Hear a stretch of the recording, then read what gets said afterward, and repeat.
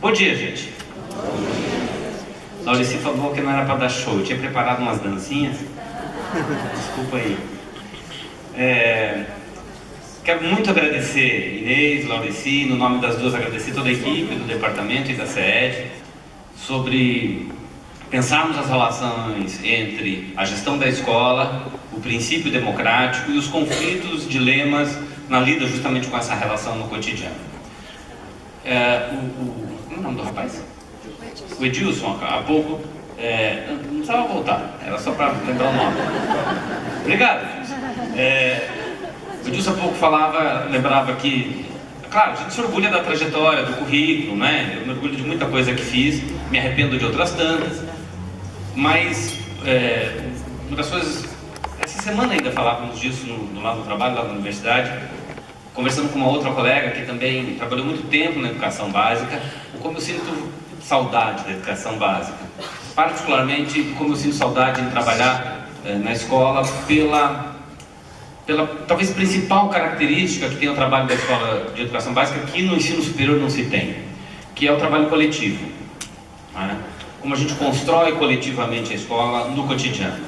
Eu tenho uma satisfação muito grande de poder dialogar com vocês e nesse sentido quero reforçar o agradecimento, porque quando eu saí da educação básica para ir trabalhar na educação superior, talvez a coisa que mais me moveu a tomar essa decisão foi a chance de estar em momentos como esse, de poder levar para a educação superior a experiência acumulada no trabalho na educação básica, na formação também, mas especialmente na experimentação cotidiana da lida com a gestão das escolas na educação básica, e poder retornar da educação superior aquilo que a gente consegue acumular no trabalho da pesquisa, do ensino, da extensão, no debate com as pessoas que cotidianamente constroem as escolas, que são vocês, né? Não somente vocês, mas essencialmente vocês. Vocês, os demais professores, os demais trabalhadores da educação, os alunos, seus familiares, comunidade do entorno, não é? Eu não tenho passador, eu imagino que se eu gritar aqui o rapaz passa lá, né? Faz favor, passa mais um aí então para mim. O que nós vamos tratar hoje? Fazer uma apresentação que deve dar aí uns 50 minutos, uma hora, um pouco mais, um pouco menos, e depois nós vamos ter um espaço de diálogo, né? Ou seja, fiquem absolutamente confortáveis para perguntar, questionar, criticar, duvidar, complementar, né? Complementar é muito importante, porque a ideia dessa apresentação é de, juntos, provocarmos algumas reflexões. Laurici usou uma expressão que eu achei muito interessante há pouco, de tentar olhar a escola, e vocês têm experiência para isso, de tentar olhar a escola numa perspectiva bastante ampla. Ela usou a expressão de cima, não é? A ideia dessa apresentação é provocar um pouco isso, que a gente olhe a escola nessa perspectiva e possa complementar, trazer seus olhares sobre as questões aqui levantadas. Eu não tenho a pretensão nessa apresentação de trazer coisas absolutamente novas, no sentido de que, uau, esse conceito eu nunca tinha ouvido falar. Semana passada, eu estive viajando, estava na Amazônia. A Amazônia, eu fui algumas vezes, não muitas vezes, mas fui algumas vezes para a Amazônia, e eu fiquei muito impressionado, porque eu estava numa conversa com pessoas lá no trabalho, e lá pelas tantas, e estava conversando, na verdade, uma parte do grupo eram estudantes de pós-graduação, os alunos de mestrado, doutorado. E lá pelas tantas, uma moça me perguntou, uma estudante de mestrado me perguntou se, estávamos falando da avaliação da pós-graduação, se no sistema de avaliação da pós-graduação havia critérios avaliativos que reconhecessem a importância da diversidade brasileira, né, que é astronômica, na própria produção da pós-graduação. Isto é, se os elementos da regionalidade, nesse caso amazônica, ou dos pampas no sul, ou do semiárido nordestino, etc., se isso é levado em conta quando se avalia um programa de pós-graduação, algo assim. E o debate era sobre isso, e lá pelas tantas uma pessoa falou, porque é florestania, e o outro lá pelas tantas também falou, não sei o que lá, florestania e florestania para cá, e eu passei uns 3 dias escutando essa palavra. Eu nunca tinha ouvido, mas eu fazia aquela cara de que, né, sim, claro, mas não tinha a menor noção do que estavam falando. Depois, e com vergonha de perguntar, francamente, com muita vergonha de perguntar, eu falei, cara, eu estou vindo pela CAPES, né? Eu sou coordenador da área, E aí as pessoas, e elas falavam como se estivessem falando uma coisa que todo mundo sabia o que era. E todo mundo, menos eu, de fato, sabia. Ah, eu falei, deixa a vergonha de lado. Eu falei, desculpa, gente, eu tô há 2 dias aqui angustiado e não entendo direito o que é florestania. Professor, lá na literatura, especialmente no Sul, vocês usam muito a expressão cidadania? Eu falei, sim. Então, florestania é a mesma coisa para os povos da floresta. Eu falei, claro. Faz todo sentido. Não é? Como você vai falar em cidadania onde não tem cidade? Tem cidade, mas a cultura, a lógica de organização, os direitos das pessoas, está tudo pautado, a bem da verdade, por uma outra perspectiva, nesse caso, mais do que geográfica, geo-humano, o geográfico-cultural, enfim. Eu aprendi um mega de um conceito. Não, eu não tenho a pretensão hoje de trazer uma coisa como essa. A minha contribuição para um novo conceito foi essa historieta que eu acabei de contar. Agora vocês já sabem o que é a florestania. A ideia dessa apresentação é mais levantar questões que vocês já ouviram, já leram, já discutiram, já em boa proporção já experimentaram, já acharam que não dava certo, mas é de provocar reflexão de qualquer maneira, não é? Ou seja, é organizar ideias de maneira a gente poder fazer uma reflexão mais crítica sobre isso. E nós vamos tratar inicialmente, isso vai ser em 3 partes, né? Na primeira parte vamos tentar junto pensar a resposta para essa questão. Do que a gente trata quando nos referimos à gestão da escola? O que compreende o universo da gestão da escola, da gestão escolar? Depois, o que a democracia tem a ver com a gestão da escola e do trabalho pedagógico? Nesse segundo elemento a gente inclui, portanto, o princípio democrático disposto no artigo 206 da Constituição Federal, que é de que a gestão da escola pública deverá se pautar pela democracia.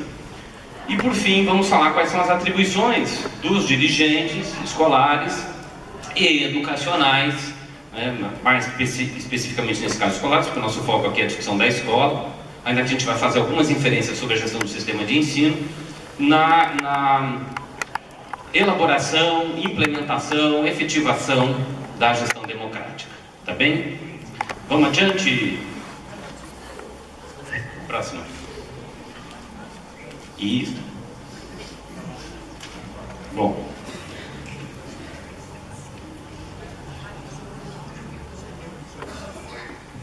A ideia, nos referimos a...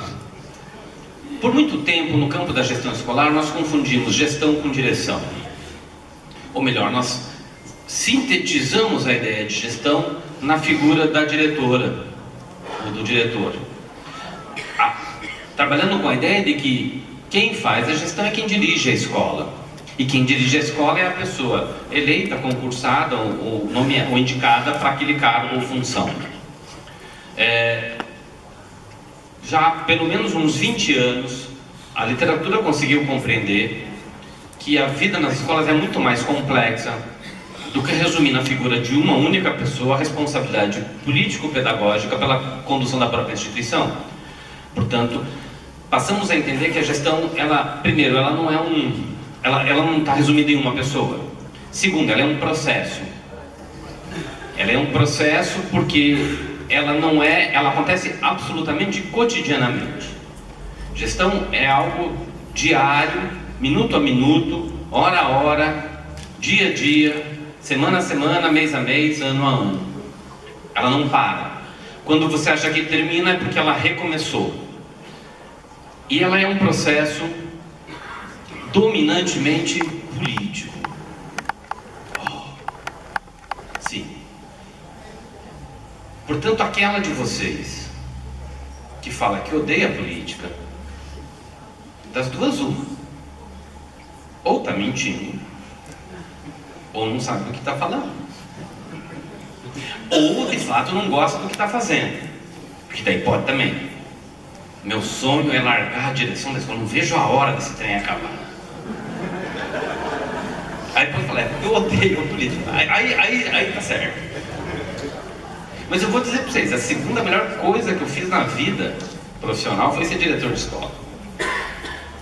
A melhor foi voltar da aula depois.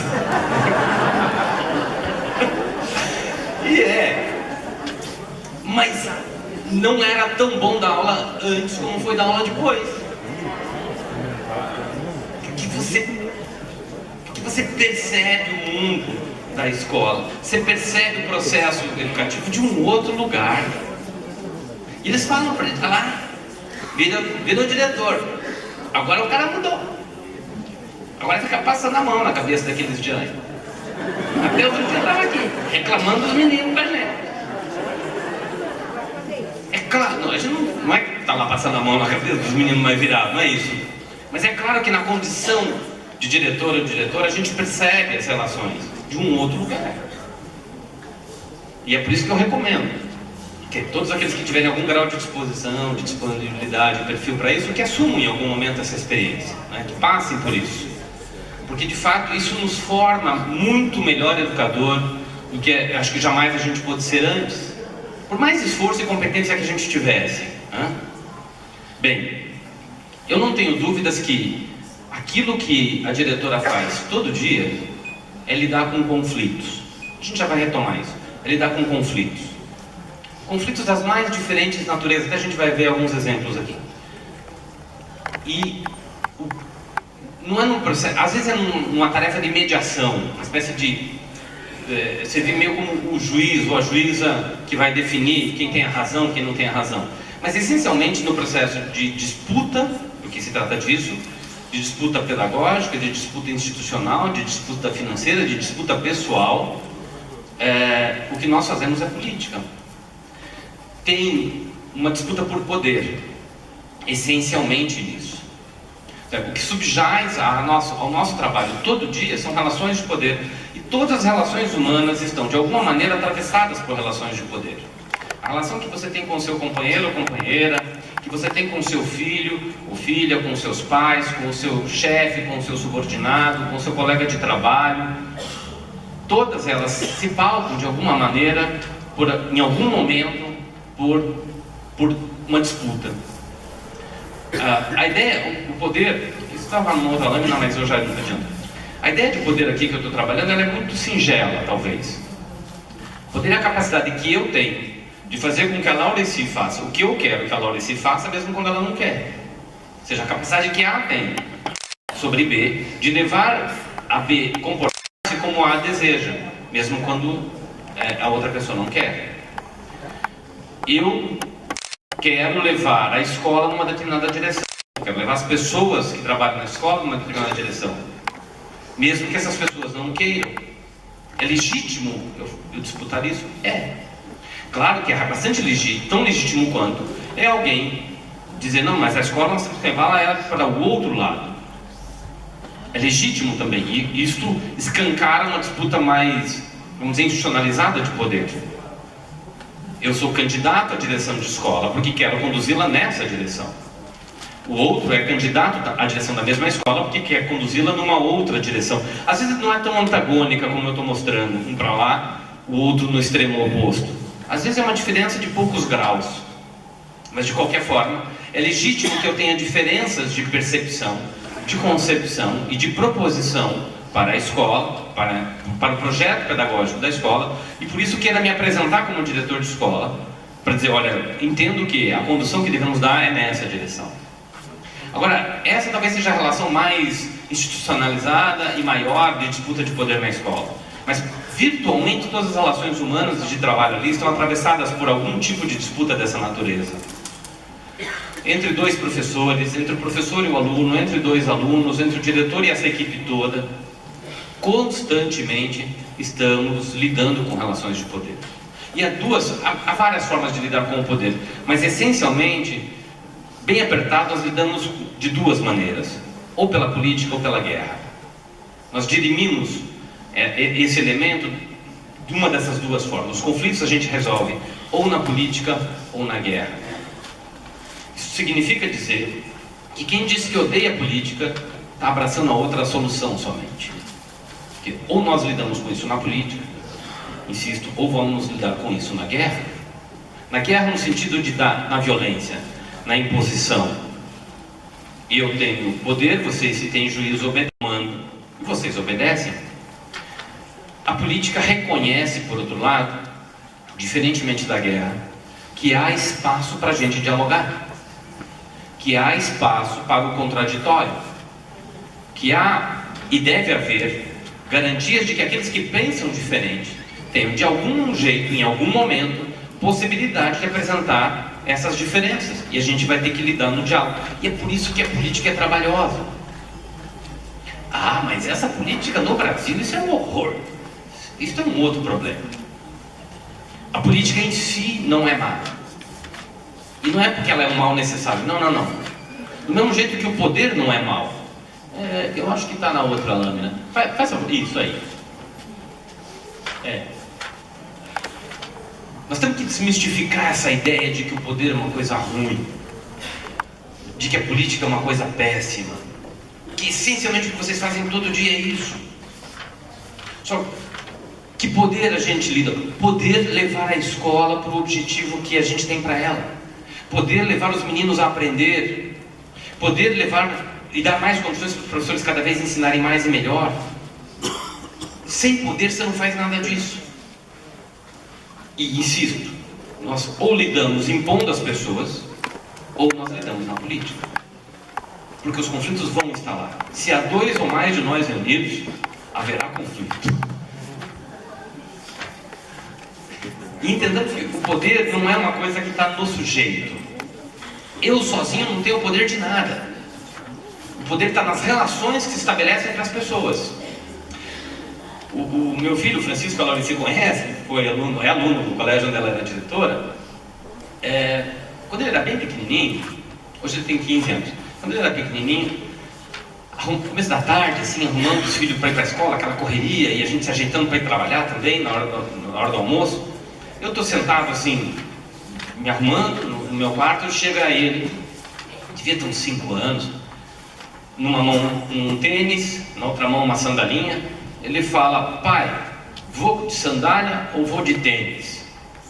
Eu já conhecendo o esquema, sabia que ele adorava aquele tênis, todo destruído já. Eu falava: ó filho, hoje está calor, vai com a sandalinha.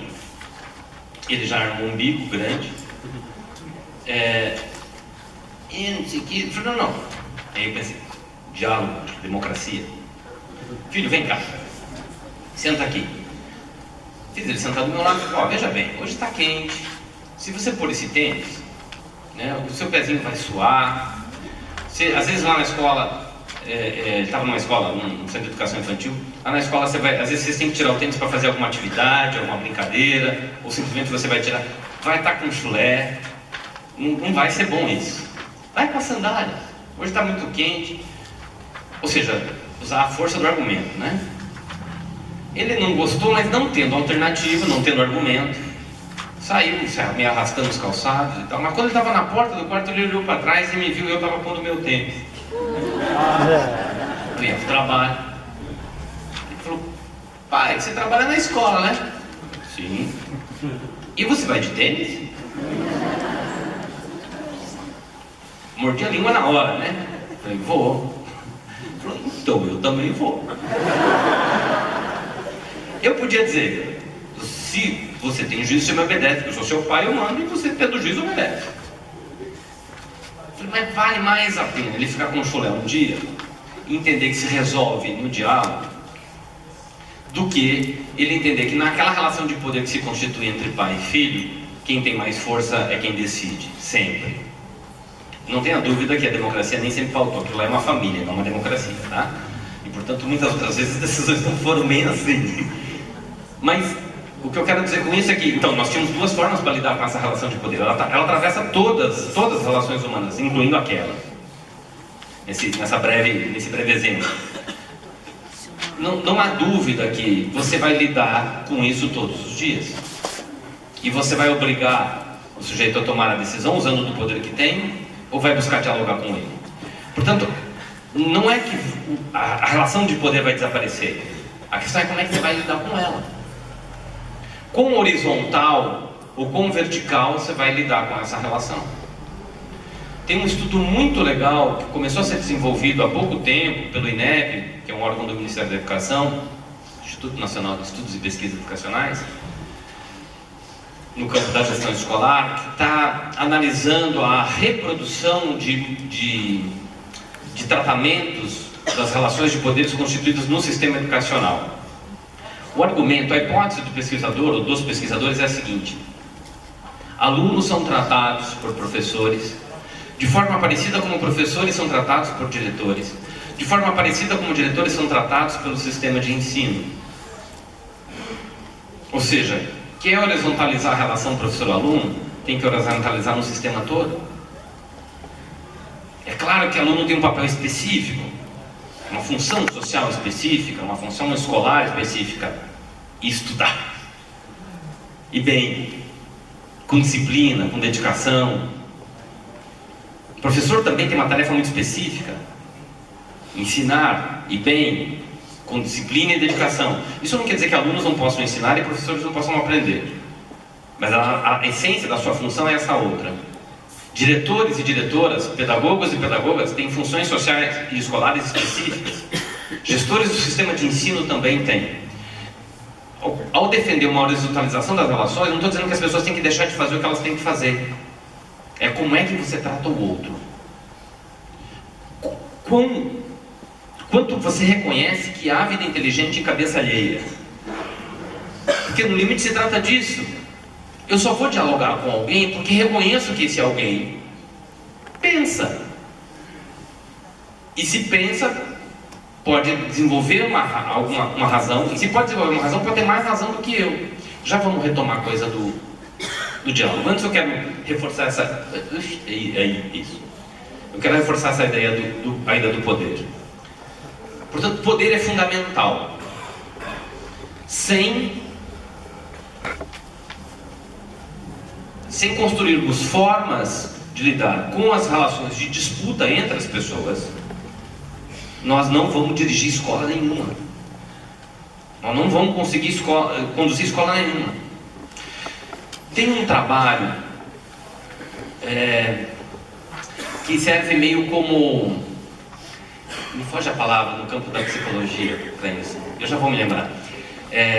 Serve um pouco para a gente repensar a nós mesmos. É uma tese de doutorado da Ana Cristina Prado de Oliveira.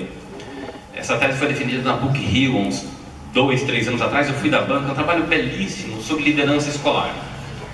Ela faz todo um levantamento sobre características de liderança de diretores de escolas públicas no estado do Rio de Janeiro, da rede estadual carioca e da rede municipal do município do Rio de Janeiro, da rede fluminense, portanto, não é?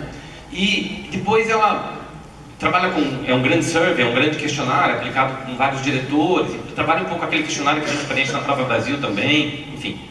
Mas depois ela vai fazer com um método de observação chamado shadowing, que é sombreamento.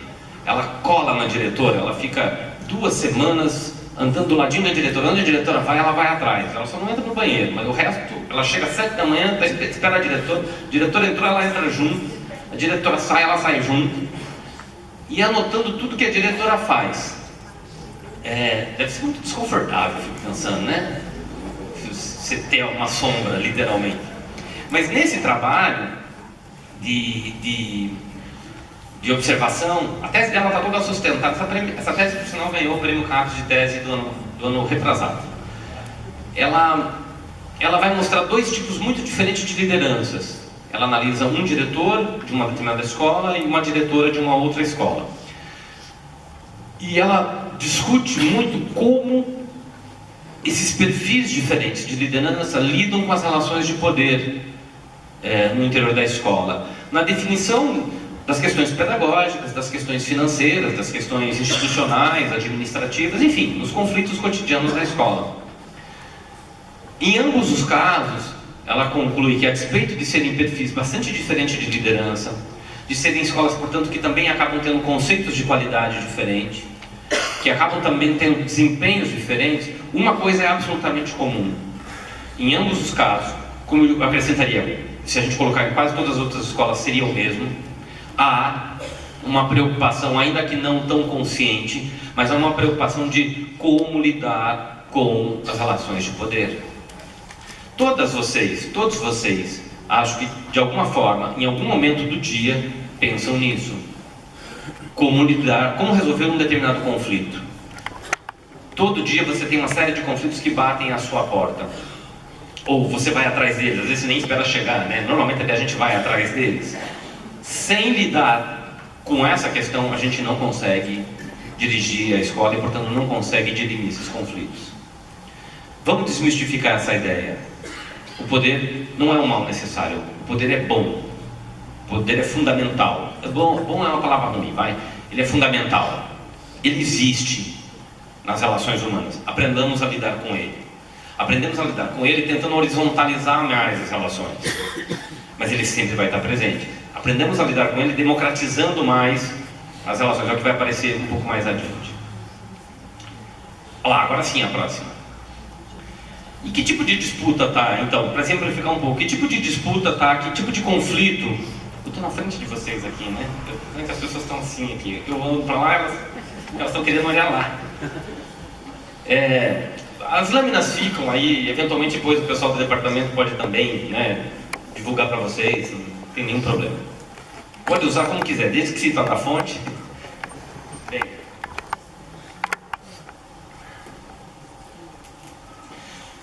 Grandes questões estão em disputa na escola, mas pequenas questões também estão. Eu assumi a direção, a primeira vez que assumi uma direção de escola foi na rede municipal de Curitiba em 1990 e muito tempo, 93 eu acho, 1994. E naquela época, na rede municipal de Curitiba, eu não sei se ainda é assim, na rede municipal aqui, a diretora era eleita em novembro normalmente, mas tomava posse no primeiro dia útil após o início do recesso letivo, das férias, né? O que eu achava uma medida interessante, porque você tomava posse e aí tinha um período de férias para preparar o início do outono letivo, enfim. Não sei se continua sendo assim, era assim. Mas, e assim aconteceu comigo. Fui eleito e aí tomamos posse, e assim que tomamos posse, eu e minha companheira vice-diretora fomos lá para a escola e passamos literalmente a tomar posse das coisas, ou tomar pé das coisas, não é? E uma das primeiras coisas que a gente fez foi começar a ler. Eu achei muito engraçado ler os livros ATA. ATA hoje em dia é uma coisa sumarizada, né? Pega o livro de ATA do Conselho. Que dia aconteceu a reunião? Está lá, o local, quem teve presente, qual era a pauta e qual foi a decisão. Uma página normalmente resume tudo. Antigamente não, as atas não eram sumarizadas, né? Eu tenho dó daqueles secretários ad hoc, que tinham que anotar tudo, parecia um taquígrafo, né? E a gente, folheando e lendo aquilo, até para conhecer um pouco mais a história dos processos decisórios da escola, lá pelas tantas nos deparamos com uma ata emblemática. Eu tenho fotocópia dessa ata, se alguém um dia quiser ver, eu mostro. Era uma reunião, não existia conselho de escola, porque isso era uma ata dos anos 70. Era uma reunião para decidir a organização da festa junina da escola. E o secretário, a pessoa que anotou, tinha uma capacidade impressionante que você ia lendo, parece que ia escutando as pessoas falando, né? De tamanha capacidade de escrita e velocidade. Sei que lá pelas tantas chega-se a um dilema, a um conflito, que é: faz-se ou não se faz quibe para vender na festa. O argumento dos favoráveis é de que quibe, não era possível ter uma festa junina sem quibe. Eu francamente não consigo nunca entender quibe na festa junina, mas enfim. Os que eram contrários, mas quibe tem carne é caro. E portanto a margem de lucro é pequena. Você não pode vender muito caro, senão não vende. Comunidade mais carente, se vender barato, você não ganha nada. Então ia no trabalho danado para ter pouco lucro. Enfim. E aí são 7 ou 8 páginas para discutir se faz ou não faz quibe. E eles votam e tal, e portanto termina a ata e a reunião, que deve ter terminado dando cadeirada praticamente, porque termina assim: então está decidido, não se faz mais quibe. Nada mais a ver na tratar em sério, você presente em reunião. Claro. É folclórico, por isso que eu contei a história. Mas é um micro conflito, mas ele atrapalha um monte. Ou de qualquer maneira, vocês são instados todos os dias a pensar em questões como essas, que às vezes tomam proporções muito elevadas, como foi esse exemplo, às vezes não, às vezes são questões muito mais amplas e de fato mais importantes. a orientação geral do e para o projeto pedagógico da escola. Isso o pessoal nem está interessado em discutir na escola. Ok, mas deveria. E quem tem que provocar somos vocês, somos nós, que dirigimos a escola. Se nós não estamos preocupados em discutir as orientações para a construção ou reconstrução do projeto pedagógico, quem vai estar? Esse é do nosso ofício. Eu não estou muito atualizado com as normas da rede estadual de ensino, mas eu imagino que deve estar no conjunto das suas atribuições como diretor é isso, dentre outros aspectos. Portanto, mais do que nosso dever por princípio ou concepção, é também nosso dever normativo, não é? Ou deve haver, ou potencialmente há conflitos aqui. Porque o que significa ter diferentes orientações para o projeto pedagógico? Ter diferentes propostas para a escola. Esta escola vai ou não... bom, agora com a mudança, com a reforma do ensino médio pode ser um pouco diferente, mas sou diretor de uma escola secundária, de uma escola de ensino médio, ou que tem ensino médio. Nós temos uma pressão social, ela só tem ensino regular, não tem ensino técnico, não tem educação técnica profissional. Tem uma demanda social por educação técnica profissional. Nós vamos ou não reivindicar junto à Secretaria de Educação e aos órgãos competentes a abertura dessa modalidade de ensino. Isso tem a ver com o projeto da instituição. Qual é o desenho dessa escola? Ao que essa escola se propõe? Outros vão dizer, não, isso não é importante, é bacana, mas não, aqui não dá, não temos nem espaço, não temos condições, ou temos espaço e condições, mas não está no nosso horizonte, outra instituição que faça isso. Nós temos uma demanda social por escolarização de jovens e adultos. Nós temos espaço e recursos humanos. A gente oferta ou não turmas de EJA? Não, mas é que já tem um centro, o CBEJA, a política do Estado é essa. Sim, mas aqui perto não tem nenhum. A gente se organiza junto à comunidade para ir dialogar com o gestor do sistema de ensino, com a Secretaria de Educação, a abertura de turmas de EJA ou não? Nós estamos disputando. Mas é mais trabalho para nós. Sim, mas esse é o nosso ofício. Alguns vão dizer, não, melhor não. É desse tipo de disputa, do macro desenho da escola, do seu projeto, enquanto instituição que tem um papel social fundamental, que eu estou falando aqui. As normas escolares, não só o regimento que... O regimento normalmente, ele, salvo o melhor juízo, ele é muito parecido de uma escola para outra, muda muito pouco, porque a gente segue uma normativa da própria Secretaria de Educação, que tem a ver com as regras estaduais, né, do sistema estadual de ensino, mas tem os acordos, né? Claro que aqui a pessoa da Secretaria está, nenhuma diretora vai dizer que tem acordo lá. Eu sei. Na minha escola não tem acordo, só lá do vizinho, sempre que tem. Mas acordos são normas internas, não necessariamente escritas. Como é que a gente lida legitimamente, como é que a gente lida com a autorização de falta, de saída antecipada, de chegada atrasado, de liberação para atividades de cursos extra fora da Secretaria de Educação. Enfim, isso só para falar da política de pessoal, né? Como é que a gente lida com as relações comunitárias, muito daquilo que é a norma na escola, em relação a esses elementos normativos até mesmo, né? Não estão escritos. É uma espécie de direito consuetudinário, né? De direito costumeiro, né? Da prática. Mas são acordos que a gente tem na instituição e a definição desses acordos, ou a redefinição desses acordos, implica em conflitos. Especialmente quando uma determinada prática tradicional é contestada pela diretora. Essa escola que eu assumi como diretor, muitos anos atrás, tinha por prática a seguinte normativa: todo professor ou funcionário tinha direito a trazer 3 atestados médicos por mês. Não, desculpa, trazer 3 atestados não. Podia ausentar-se 3 vezes por mês, com ou sem atestado. Era prática. Eu herdei isso. E por quê? Porque sim. Porque sempre foi assim. Não, gente, peraí, vamos ver. Vamos restabelecer essas normas, vamos redefinir. Eu imagino que em algum momento houve alguma razão legítima, adequada para a construção daquela regra. Eu não contesto isso. A questão é saber, essa regra continua valendo. Deixa eu contar uma outra historieta rápida. Desculpa essa história, mas é que às vezes serve para ilustrar, né? Naquela semana que eu tomei posse como diretor, eu tive um grande dilema. Um grande dilema. Eu cheguei, estava na secretaria da escola. Chega ali no guichê da secretaria um pai de um aluno.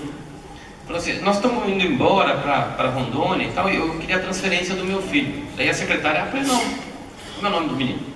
Ele falou, ela foi lá no armário, pegou a pastinha do aluno, chegou ali, olhou, foi lá no outro armário, pegou um formulário, pôs na sua Hamilton SP, esse é o tempo da máquina de escrever, tá? Pôs na sua Hamilton SP e datilografou ali, assinou, bateu um carimbo, entregou para o pai e falou, olha, essa aqui é a sua declaração de transferência, de matrícula, o senhor com isso pode fazer a matrícula lá na escola, para onde o senhor vai, né? O menino tinha passado para a terceira série, né? Hoje, quarto ano do fundamental. Essa era uma escola de primeira a nono, na época, primeira e oitava série do fundamental. E o senhor volta daqui 30 dias buscar a transferência. Ele falou, eu vou para Rondônia, senhora. Sim, senhor, eu sei, eu já ouvi. O senhor vai daqui, o senhor faz a matrícula, daqui 30 dias o senhor volta a pegar a história, que é a transferência. Não, senhora, eu vou até Rondônia. Sim, eu já ouvi. O senhor volta daqui 30 dias. E eu assisti na cena. E o homem tentou ainda mais umas 2, 3 vezes, ela falou, 30 dias, senhor. E ele saiu, e eu fiquei encasquetado com aquilo. Aí ela, assim que ele saiu, ela levantou. Foi lá, pegou um outro formulário maior um pouco. Colocou na Hamilton SP. Aí levou uns 40 minutos. Datilografando e olha e tal. E eu por ali. Aí ela terminou aquilo, ela chegou pra mim, assina, diretor. Minha primeira assinatura. Assinei, bati os 18 carimbos que a burocracia gosta. Ela bateu. Colocou numa pastinha que estava escrito transferências expedidas. 1 hora depois estava pronto. Falei, ô, pessoa, por que você falou para voltar daqui a 30 dias? Professor, são 30 dias. Sim, eu ouvi, mas... Veja, tá, professor, 30 dias. Falei, veja, tá na pastinha. 30 dias, professor. Falei, não pode isso. Aí, eu falei, não pode. Ela falou, não, mas é a regra, são as normas. E assim, ela falou com uma cara de impaciência já comigo. Como disse, pô, o cara de direção de escola nem sabe que são 30 dias. Eu falei, mas não pode.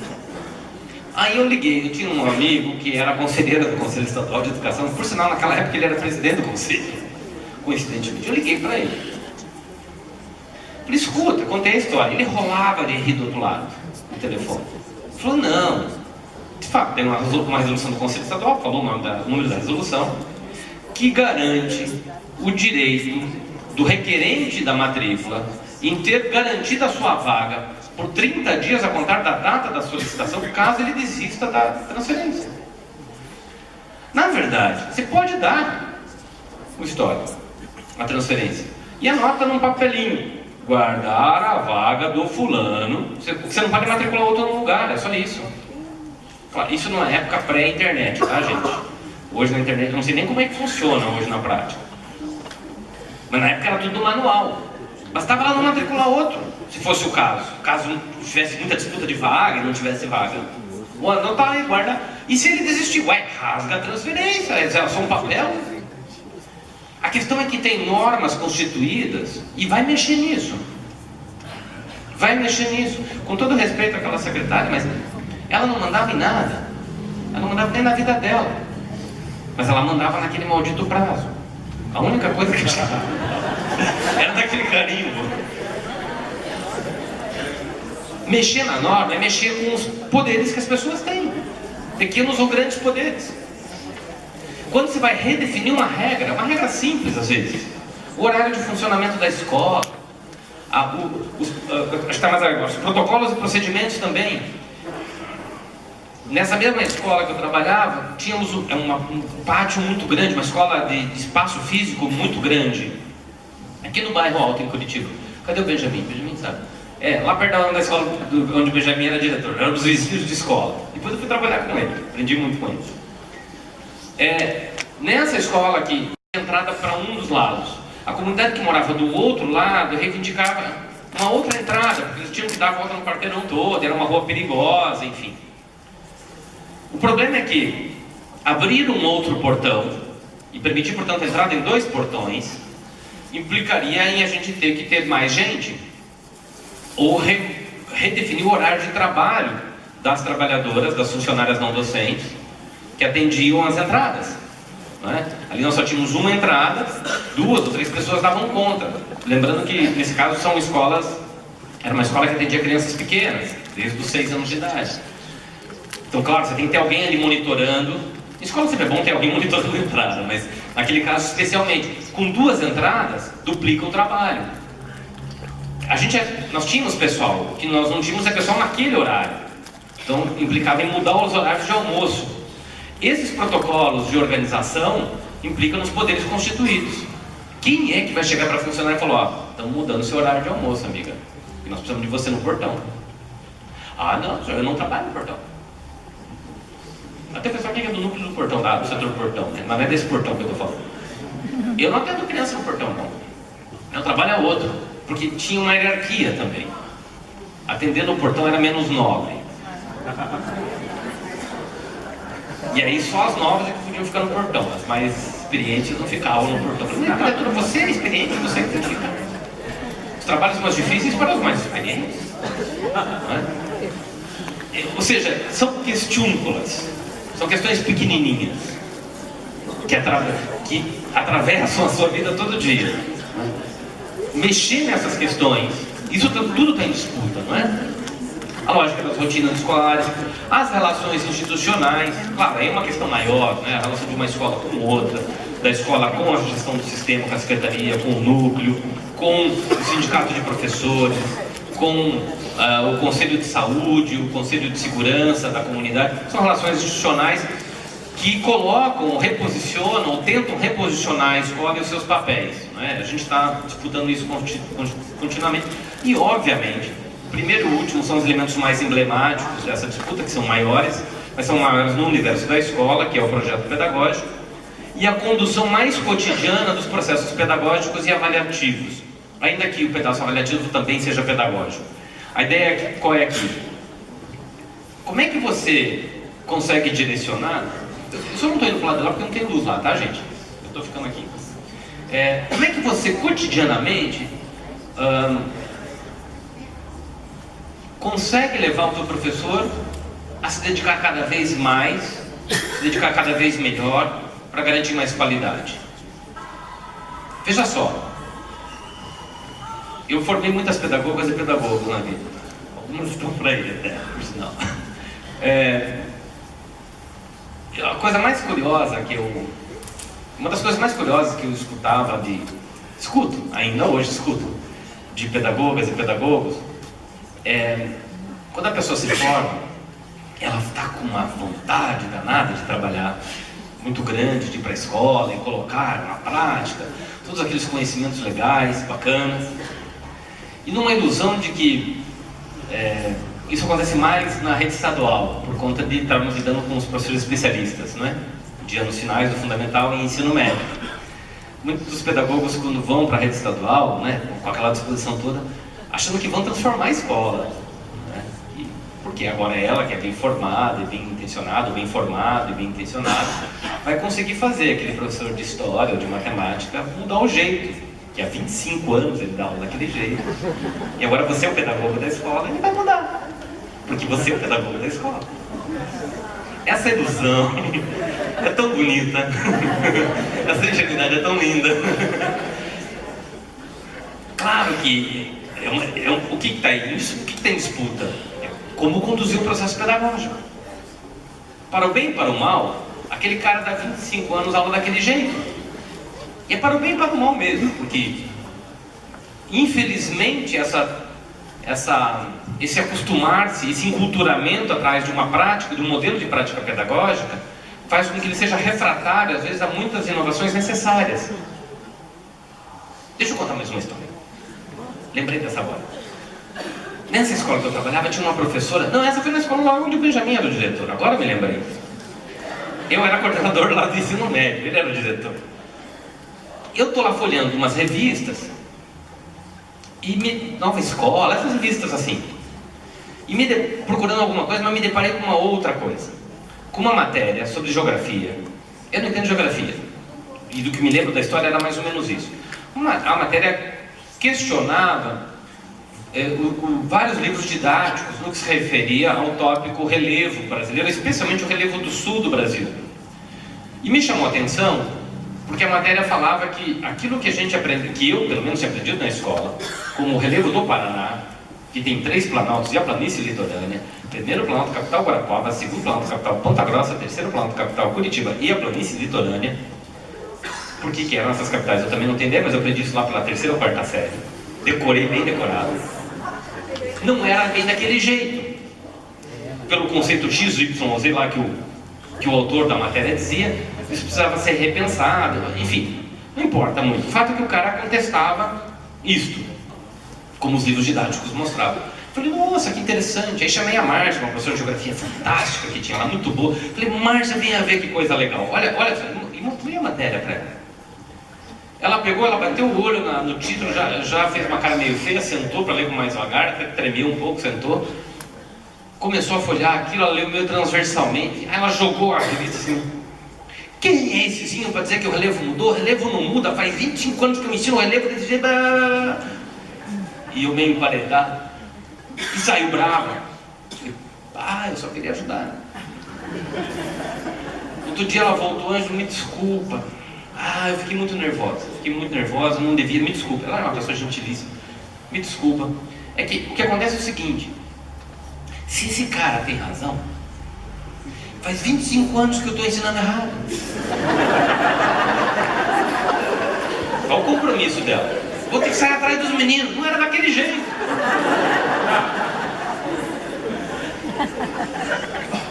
Essa não era resistente à mudança, mas ela estava super preocupada. Aí ela disse uma coisa ótima na sequência. Ela falou, é que eu não sei geografia. Como assim você sabe? Eu sou a geografia. Bonito? Confesso que eu olhei e tentei localizar os planaltos. Foi ela que sugeriu. Eu. Brincadeira, desculpa. Mas o que ela quis dizer com isso, de eu sou a geografia, é que o conhecimento não é algo que eu tenho. É algo que é parte de mim quando eu me aproprio. E é por isso que é difícil mudar. Mudar um conceito básico como esse, deve ter gente aqui da geografia, né? E portanto tem muito mais competência do que eu para falar sobre o assunto, mas mudar um conceito básico, em qualquer área que seja, significa não só mudar o que eu sei sobre aquilo, senão até o que eu sou, porque aquilo passa a fazer parte de mim. Então, o professor resiste a inovações, muitas vezes. Mas isso não é necessariamente ruim. Porque a escola também, isso talvez apareça mais adiante, a escola não é um lugar do modismo imediato, onde você tem que estar fazendo laboratorismo todo dia, experimentando coisa e reexperimentando. Não é uma, como é que se chama essas empresas novas, uma startup? Não, a escola é a escola. E tem que lidar, como diz o Jean-Claude Foucault, a escola é um mosteiro e uma cidadela, ao mesmo tempo. Ela está constantemente na disputa entre o clássico e o... Clássico, que é aquilo que... Clássico não é o que é antigo, é aquilo que sobrevive ao tempo, que ultrapassa o tempo. Com as demandas absolutamente cotidianas, odiernas, da disputa diária, pelo saber, pela cultura, não é? Então, lidar com a condução desses processos pedagógicos é extremamente conflituoso. Como a gente ensina, o que a gente ensina, com que recursos faz isso, com que fins faz isso, né? Pode passar a próxima, por favor.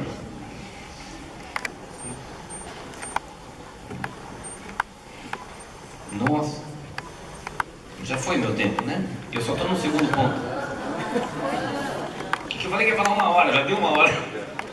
Bom, vamos lá. Os dois são mais rapidinho, eu acho. O que a democracia tem a ver com a gestão da escola e do trabalho pedagógico, né? O ponto que eu acabava de dizer é o ponto de entrada desse item aqui.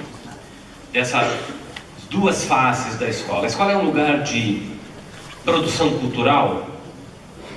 Ela é um espaço de reprodução cultural? Você não inventa matemática todo dia.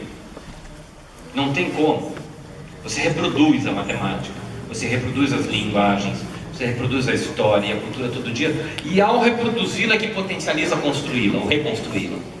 Com novas interpretações, com novas perspectivas. É nesse sentido que eu dizia que a escola tem essa contradição que é inerente à sua condição de ser escola, de ser um lugar de reprodução e ao mesmo tempo de produção, de reprodução do clássico e de produção do novo. O problema é que, como a mãe trabalha como diarista, ele tem outros 3 irmãos estudando em escolas municipais lá no bairro. Ele vem de ônibus sozinho aos 11 anos de idade do bairro para o centro de Curitiba. A duras penas a mãe consegue a grana, o dinheiro para ele poder pagar o ônibus. Ele nunca tem dinheiro para comprar lanche na cantina, ele só vai comer a merenda escolar. Por isso, quando não tem merenda escolar é um problema. Lá tem, mas eventualmente poderia estar numa escola onde não tem. Esses 2 meninos passaram... É uma escola que tem um processo seletivo. Ela é muito mais procurada do que consegue dispor vagas. Com regras claras, um procedimento padrão, ok, reconhecido pela Secretaria do Estado. Esses 2 meninos entraram em condição de igualdade? Claro que não. Eles fizeram a mesma seleção e passaram com mérito, ambos. Ok. Mas eles têm a mesma condição? Não tem. O que a escola tem com isso? Não tem como resolver isso? Ela não tem mesmo. Ela não tem como resolver o problema da falta de emprego do pai do garoto. Ela não tem como resolver essa desigualdade, nesse caso econômica, social e econômica, dessas 2 famílias. Mas ela vai ser fortemente impactada, e vai impactar fortemente, na reprodução dessa desigualdade. Ela vai ser impactada por essa desigualdade, e vai, como instituição de reprodução, ela vai reproduzir essa desigualdade. Tem um texto que todo professor deveria ler, e deveria olhar para si. Chama Categorias do Juízo Professoral, do Pierre Bourdieu. Bourdieu mostra como os professores definem quem passa e quem não passa muito antes do ano estar adiantado. Ele está falando, vejam bem, ele não está falando das escolas de educação básica no Brasil. Ele está falando das grandes universidades francesas. Entrar na Sorbonne não é qualquer um que entra. E o professor faz juízo. E define, a priori quase, quem vai ter e quem não vai ter. Se não sucesso, vai ter mais chance ou menos chance. Portanto, vai reproduzir mais a desigualdade social, e cultural, e econômica. Não nos iludamos, a gente não vai resolver isso. Pelo menos não na escola. Mas nós podemos agir para minimizar isso, para diminuir o impacto que as desigualdades sociais, econômicas, culturais trazem para o nosso cotidiano de escola. É complexo. E a gente, eu digo, não é a diretora. Nós sozinhos, nesse caso especialmente, damos pouquíssima cola. Porque isso atravessa o fazer pedagógico cotidiano em cada sala de aula. E por isso que isso é um trabalho que tem que ser feito muito articuladamente com professores. Eu só estou reconhecendo de partida que a escola é ao mesmo tempo... deixa eu dar outras observações sobre isso. Onde é que os meninos e meninas aprendem a ser racistas? Em muitas agências da sociedade. Em casa, na mídia, na igreja, na escola. A escola é racista.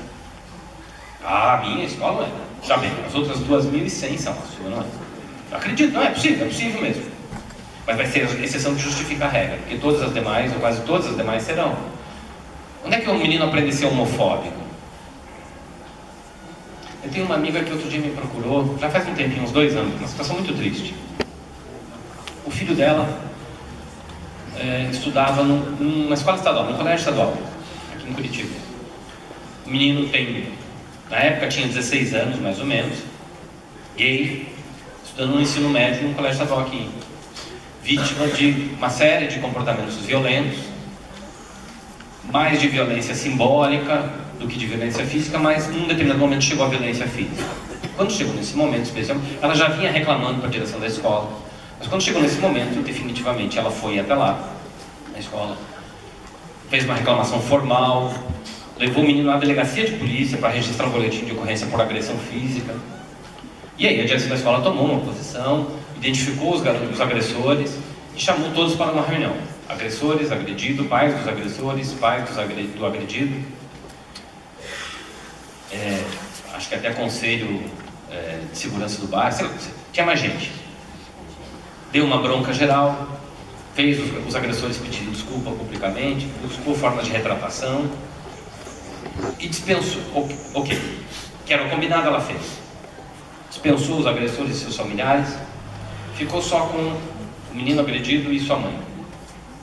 Bom, então você está vendo, a gente tomou uma atitude, porque a mãe, e ela me perguntou, devo tirar ele da escola? Eu falei, olha, a segurança antes de tudo, se você achar que isso de fato não pode ser resolvido, de fato você deve tirá-lo, porque não vale o risco, né? Mas por outro lado, se for possível lutar mais um pouco, se você achar que está dentro da margem de segurança, lutar mais um pouco, insista na luta. Ele tem que, seu filho terá uma grande lição de apoio da família e entender que ele tem tanto direito como qualquer outra pessoa. Ele não pode ser agredido pela sua orientação sexual. Enfim. E aí por isso que ela insistiu. Mas aí terminou a reunião, os agressores os meninos foram embora, os familiares também, só ficou a minha amiga e o filho dela. E aí a diretora explicando, então você veja, nós tomamos essa medida, se você perceber qualquer problema, se tiver qualquer situação, você imediatamente nos procure, enfim, né? E ela virou para a mãe, isso aqui foi trágico, ela virou para a mãe, minha colega, e falou, e mãe, a senhora me mantém informada, mas a senhora tem uma tarefa, uma coisa para nos ajudar. A senhora converse com o seu filho, para ele se controlar. Ela falou, como é? Para ele se controlar. Se controlar em quê? A senhora sabe. Não estou entendendo, não sei. Não, o jeito dele. Percebe? A culpa é da vítima. A culpa do gay é de ser gay. É isso. Ele não deveria existir. Na opinião, o que aquela diretora estava dizendo ele não deveria existir. Não é que não deveria ser, ele não deveria nem existir, para que esse tipo de conflito não tivesse que lidar. Ora, é claro que isso atravessa. Imediatamente ela pediu a transferência da criança, do garoto, do adolescente, porque sabia que ele poderia estar protegido fisicamente ali. Do ponto de vista de não sofrer uma agressão física novamente, mas aquele não era o lugar. E aí ela foi, denunciou, eu não sei que fim tomou a história, não sei como a secretaria encaminhou, se chegou em algum lugar, esse pedaço eu não sei, mas o fato é que é claro que a escola é homofóbica, e não é homofóbica porque tem meninos homofóbicos lá dentro, porque a homofobia atravessa todos nós. A escola é profundamente machista. A gente, eu sou machista, vou entrar na escola, vou pendurar meu machismo na entrada. Não, ele vai comigo. Tudo aquilo que a gente faz aqui fora, lá dentro da escola, a gente faz com requintes de crueldade, eu costumo dizer. A gente amplifica porque poucos são os lugares, poucas são as agências da sociedade que conseguem juntar tanta gente por tanto tempo. Nós somos muitos num único lugar por tantas horas por dia e no ano. Isso amplifica, torna o nosso melhor, mas torna os nossos piores também. O racismo se dilui na sociedade, a tal ponto da gente achar que o Brasil não é racista. Mas na escola não dá para diluir. Ele explicita-se, dadas essas características da escola. Agora, quem pode lutar contra o racismo? Qual agência? A família pode, a imprensa pode, a igreja pode, mas se tem uma agência que pode muito ajudar a combater o racismo é justamente a escola. Quem pode lutar contra a homofobia? Nós e a escola. Contra todas as formas de preconceito e desigualdade. Então, eu diria, se essa é a contradição, nós somos organizamos conduzimos uma instituição que contraditoriamente reproduz desigualdades e preconceitos e ao mesmo tempo é talvez uma das mais importantes ferramentas de combater justamente todas as formas de preconceito e desigualdades. Mas não tenhamos ilusão, nós não vamos acabar com o racismo porque nós temos um bom projeto na escola. Nós vamos ajudar a enfrentar isso. Vamos lá, adiante. E como é que a gente... Que tipo de conceito, de ideia básica... Esse segundo ponto está um pouquinho mais conceitual, portanto, do que ele pediu, tá? Que ideia básica deve estar subjacente a este reconhecimento dessa contradição da escola, para caminhar na direção de uma gestão democrática? A democracia é uma só, mas a gente pode adjetivá-la. A democracia, agora em outubro vamos votar para vários cargos. Isso é uma dimensão da democracia. É a operacionalização dela por meio da formalização do voto. O parlamento municipal, estadual, federal expressa uma outra formalização, chamada democracia representativa. Enfim, há diferentes dimensões ou possibilidades da gente conceituar ou olhar para a democracia. Uma delas é essa, é o que a gente tem chamado de democracia social. Porque, efetivamente, nós temos frações da democracia que não são sociais no sentido mais amplo. Ainda que aqueles que nos representam no Parlamento Federal, Estadual, Municipal, de fato foram eleitos por nós, eles não operam, e não tem a ver com as pessoas, tem mais a ver com o modelo de organização, eles não operam na lógica da democracia social. A ideia de que colocar as pessoas em diálogo, e isso significa colocá-las participando da vida pública. Eu gostaria muito de que no Paraná e no Brasil, a sociedade brasileira participasse da definição dos rumos da educação. Se eu não posso exigir isso do Paraná ou do Brasil, eu posso exigir isso da escola. A bem da verdade, eu acho que deveríamos exigir isso da escola, do Paraná e do Brasil, né? Mas são instâncias diferentes. Se é difícil, em 2010 nós colocamos 500 mil de pessoas discutindo os rumos da educação brasileira, na CONAI. Acho que vários de vocês sei que participaram das etapas municipal, estadual, nacional, não é? Intermunicipal também tinha. Isso é participar, não colocamos 200 milhões de brasileiros para participar disso, mas uma fração significativa deles. Agora, no universo da escola, nossas condições instrumentais são maiores de oportunizar isso. A ideia de que as decisões não se encontram acima das pessoas. É claro que o respeito à vontade da maioria é um princípio democrático. Assim como um segundo princípio democrático é dar condições e informações àqueles que são chamados a tomar decisão para poderem tomar boas decisões. E o terceiro, e talvez o basilar de todos, é a garantia da participação mais ampla possível.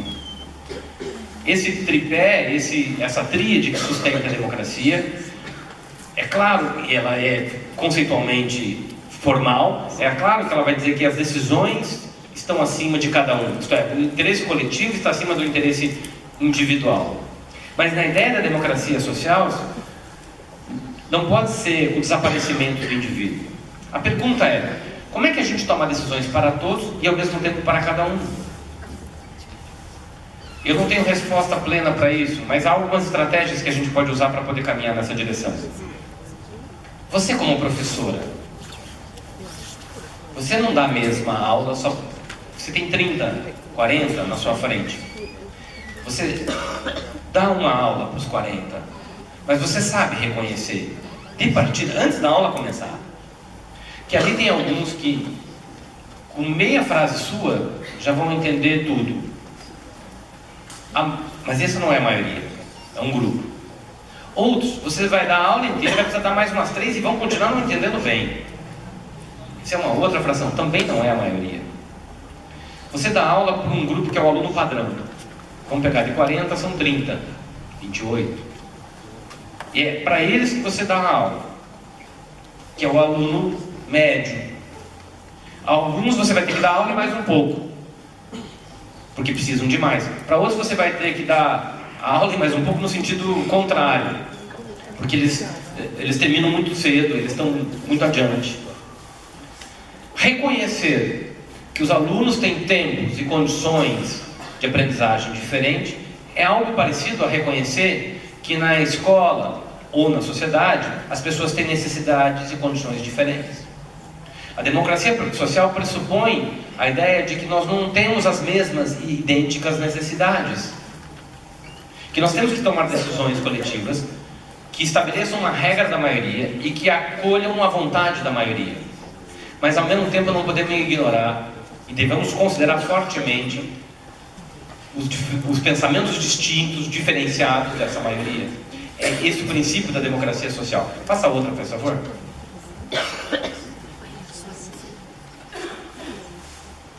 Porque as pessoas olham a escola e o fazer educativo de lugares diferentes. Há pouco eu dava um exemplo sobre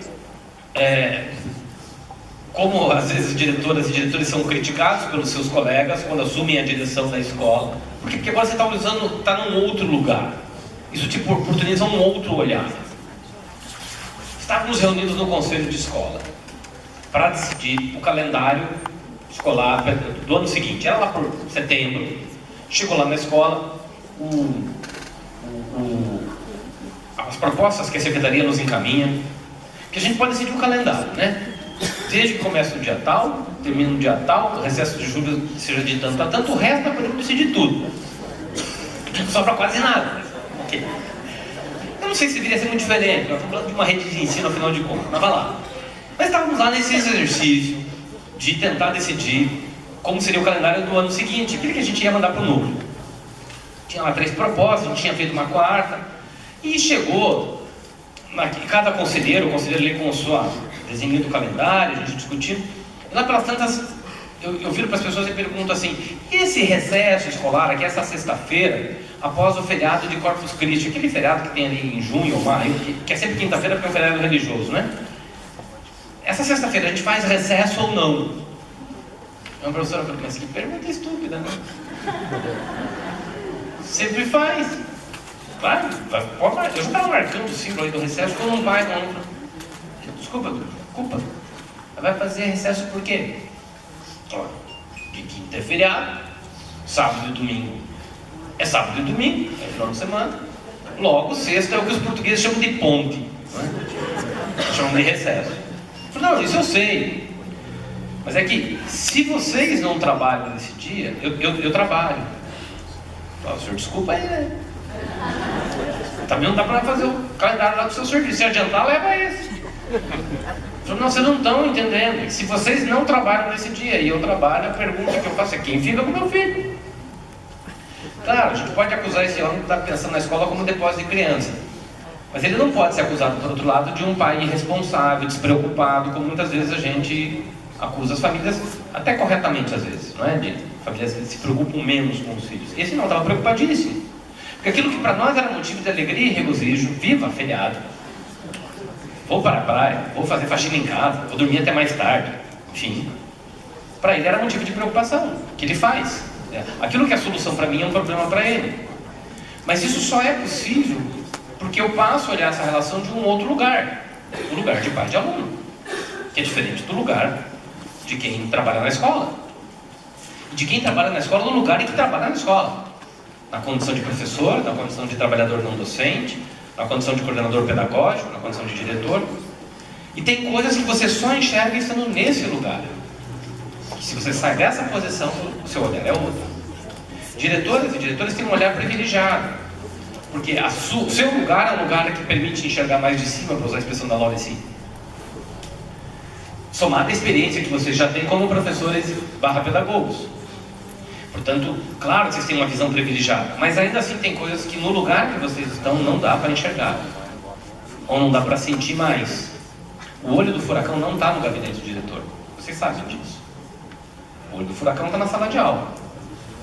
Ou, vamos chamar, nos espaços educativos, porque não é só na sala, né?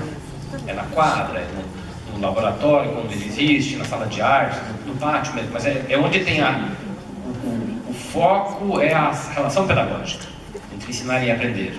Por sinal, é isso que justifica estarmos aqui hoje, né? Parênteses. parênteses. Eu costumo dizer muito a diretoras, e especialmente para o pessoal de secretaria, se você levantou hoje cedo, você levantou lá você levantou às 7, 7h30, mais tarde, quem estava mais perto, o pessoal que talvez esteja hospedado mais perto tenha levantado mais tarde, você foi fazer sua higiene matinal, foi tomar seu café. Em algum momento, naquelas horas ali, antes de começar a nossa conversa, você pensou nos alunos lá na escola? O aluno fala, graças a Deus, não. Já tenho que pensar todo dia. Me dá uma folga. Tá bom, vai lá, vou dar uma folga. Mas não, você não pode. Você não pode não pensar. Se você todo dia que levantar para o trabalho, mesmo que você não vá para a escola, como hoje, se você não pensar naqueles alunos, não faz sentido a gente estar aqui. Porque a razão disso tudo é que aqueles rebentos, virados ou não, estão lá e precisam muito da gente. Claro, eles e professores, professoras, todos os demais são muito importantes, mas a razão, insisto, o olho do furacão, está nessa relação que se constitui entre aquele que tem por tarefa ensinar e aquele que tem por tarefa aprender, ainda que insisto que às vezes essa relação possa se inverter. É deste lugar, portanto você tem um lugar privilegiado para perceber essas relações, mas às vezes, qual é o tamanho do sofrimento docente? Há estudos muito sérios sobre isso hoje, não é? Já há alguns anos. A desistência e a resistência da carreira docente,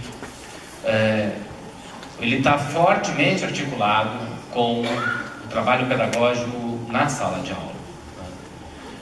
Portanto, de fato, esse é um lugar também privilegiado. E às vezes a gente minimiza. Ah, não, professor, não é tão sério assim. Será? Nos coloquemos no lugar dele ou dela, ou no lugar do aluno. Portanto, é fundamental que a gente crie mecanismos que garantam ampliar as participações das diferentes pessoas. Por quê? Porque elas vão trazer olhares que são enculturados a partir do lugar de onde elas olham. E essa diversidade de perceber problemas e soluções é fundamental. Passa outra, faz favor. É fundamental para a gente lidar com isso. E a escola, eu comecei falando isso hoje cedo, a escola é um lugar essencialmente coletivo, porque o trabalho na escola é essencialmente coletivo. Não existe fazer individual que se justifique na escola. É claro que implica no esforço de cada um, mas o mérito ou demérito da escola, é por isso, eventualmente, vocês conhecem o aluno Girassol? Cara, isso ganhou prêmio. Não recomendo que conheçam. Há muitos anos mesmo, será uns 15 anos atrás, havia uma rede chamada Renagest, Rede Nacional de Gestão Escolar. Era um horror isso. Quer dizer, tinha coisas interessantes do ponto de vista conceitual. Era um programa de formação de diretores de escola, organizado pelo CONSED, o Conselho Nacional dos Secretários de Educação dos Estados Brasileiros, que premiava diretores ou diretoras. Tinha formação e depois tinha um prêmio para premiar, vamos dizer, experiências inovadoras ou algo parecido. A ideia em si não é ruim, mas deixa eu lhes contar a história, vocês vão ver como é ruim.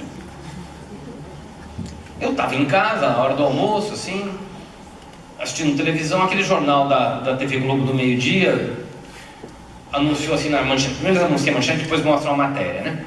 Hoje vamos ver uma escola pública que ganhou um prêmio de referência na gestão escolar no Brasil. Vou ver essa parada. Eu conhecia, vinha estudando esse negócio naquela época.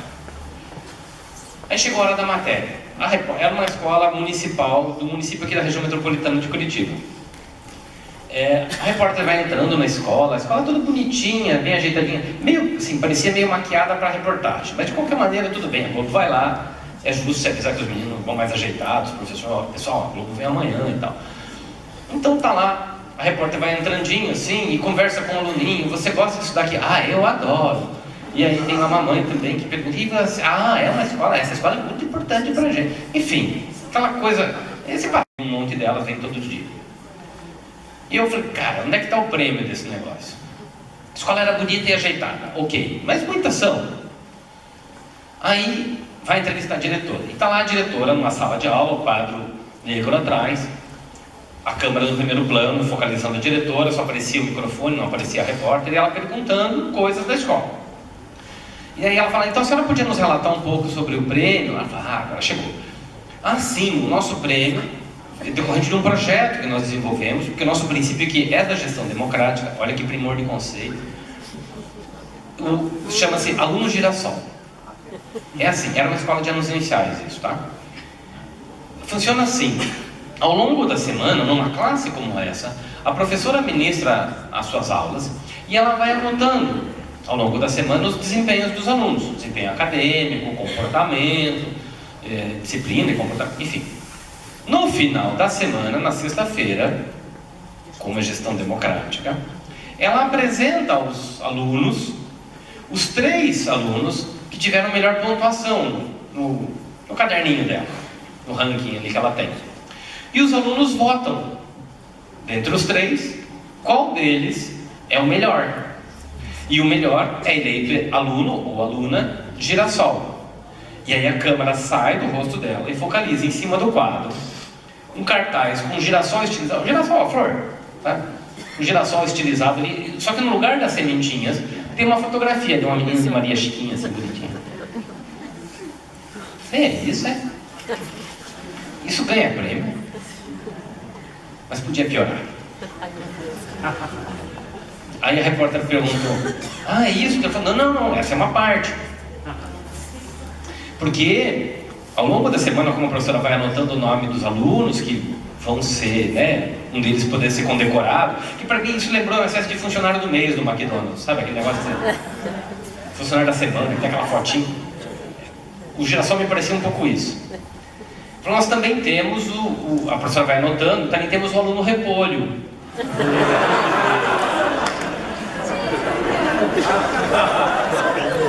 Do jeito que ela anota os 3 melhores, ela anota os 3 piores. E apresenta para os rebentos votarem no melhor dos melhores e no janho dos janhos. E esse que é o virado dos virados, aí a câmera, gente, sai do girassol dela e vai lá no fundo da sala, não em outro lugar, claro. Tem lá uma foto, um cartaz com repolho estilizado e a foto com janho virado.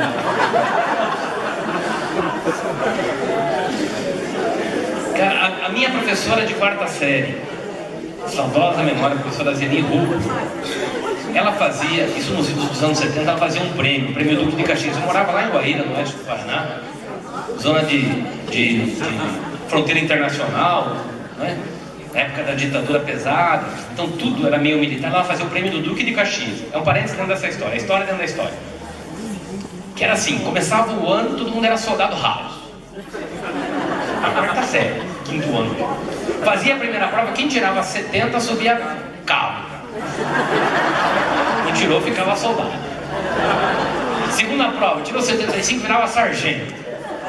E aí ia, né? Tenente, capitão, major, ia subindinho. Lá no final do ano sobrava lá meia dúzia de generais. Aí ela fazia uma prova com esse, tirava os marechais. E os 3, 4 que sobravam fazia a última prova, a prova das provas. Que aí o que tivesse maior nota ia ser duque ou duquesa de Caxias. Meu irmão foi duque, minha irmã foi duquesa. Porque todo mundo passa pelo meu professor no interior, né? Eu, se cheguei a major, foi muito. Nunca me dei bem na hierarquia militar. Mas ela botava uma faixa no Duque de Caxias, mas ela não sacaneava com o soldado raso. Essa senhora, para voltar para a primeira história, ela colocava a fotografia do aluno Girassol e ela escancarava o repolho. Isso de pedagógico, no máximo, vai fazer algumas crianças nunca mais querer comer repolho na vida. Pensa, o pior não é ela fazer, o pior é dar um prêmio para isso. Não, o pior não é dar um prêmio para isso. O pior é a televisão mostrar esse negócio, que serve de modelo. Então, convenhamos, aquela menina, para voltar, por que dessa história? Aquela menina que está lá a aluna Girassol, ou o aluno Duque de Caxias, lá da professora Zeli, só chegaram onde chegaram por mérito próprio? O mérito deles conta, claro que conta. Não há dúvida. Mérito é também um critério de justiça. Na escola não pode ser o principal critério de justiça. Porque o produto do trabalho escolar é coletivo. Nós víamos agora há pouco, no exemplo que eu dava, utilizando os 2 alunos lá daquela situação aqui, que as condições não são iguais. Como é que eu vou botar a mesma régua e dizer: ah, você tem mérito, você salta alto, você tem uma medalha, você não salta alto, você não tem medalha? Isso ajuda em quê, em primeiro lugar? Tá, prêmiozinho para os aluninhos, ajuda em quê? Não, francamente, ajuda em quê? Eles vão se sentir muito estimulados. Deixa eu perguntar assim: quantos por cento dos alunos tiveram a chance de passar pelo prêmio? De fato disputaram? Sejam honestos. A UFPR vai fazer um vestibular este ano. 65 mil pessoas vão disputar 5 vagas. Quantos de fato estão disputando? De fato. Quantos não estão com uma grande ilusão de que eu tenho chance, eu sou um dos 65 mil? Não, mas é que se você se esforçar bastante, você tem chance. Não tem, amigo. Não tem. Eu larguei mão de trabalhar no vestibular. Ah, não, aquilo era muito sofrimento. Era um dinheiro bem legal, assim, no final do ano sempre ajuda. Pagavam bem por dia. Mas uma vez eu estava aplicando prova no Colégio Estadual Cecília Meirelles, lá no Tarumã, numa sala com 55 carteiras. E a gente não pode fazer nada, você não pode ler um jornal, você não pode, tem que ficar ali, né, cuidando para ninguém colar, sei lá. E aí o passatempo meu, isso chega a ser sádico, era olhar, na carteira tem aquela etiqueta ali que tem o nome da pessoa e tal, que a pessoa tem sempre que sentar no mesmo lugar, né? E ele tem um curso que ela está concorrendo. Eu olhava, engenharia civil, olhava para o sujeito.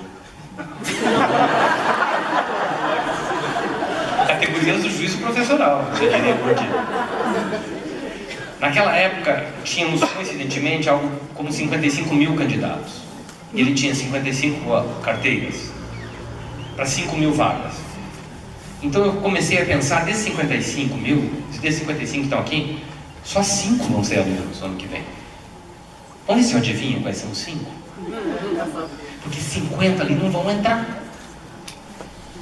Não, mas é que é justo, é igual, a prova é a mesma. Todos pagaram a inscrição igualzinho, todos terminaram o ensino médio igualzinho. Não é assim que funciona. E nós sabemos que não é assim que funciona. Francamente, quando você vai premiar um aluno, eu acho que um esforço tão grande para nada.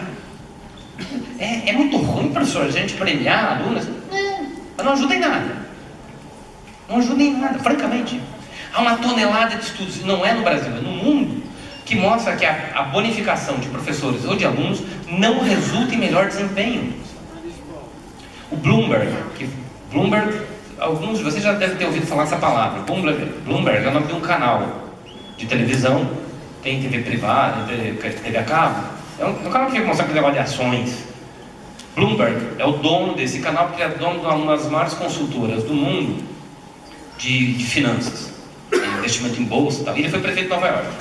Não é capitalista, portanto, né? Não estamos falando de qualquer capitalista, um dos grandes capitalistas. Quando o prefeito de Nova York, ele retirou a política de bonificação de professores. Bonificação é aquela que paga plus para o professor por conta do desempenho do aluno. O Estado de São Paulo faz isso, o Estado do Ceará faz isso. Não deixe inventar isso aqui.